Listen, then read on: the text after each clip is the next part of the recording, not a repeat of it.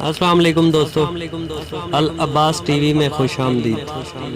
دوستو آج ہم تلاوت کریں گے سورہ زلزلہ کا اردو ترجمہ۔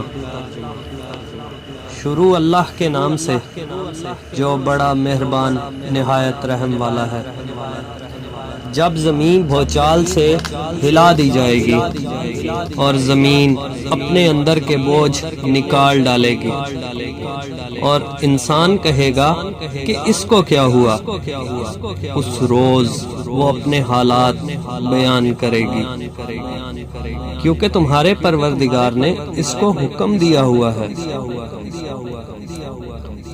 اس دن لوگ گروہ گروہ ہو کر آئیں گے تاکہ ان کو ان کے اعمال دکھا دیے جائیں۔ تو جس نے ذرہ بھر نیکی کی ہوگی وہ اس کو دیکھ لے گا، اور جس نے ذرہ بھر برائی کی ہوگی وہ اسے دیکھ لے گا۔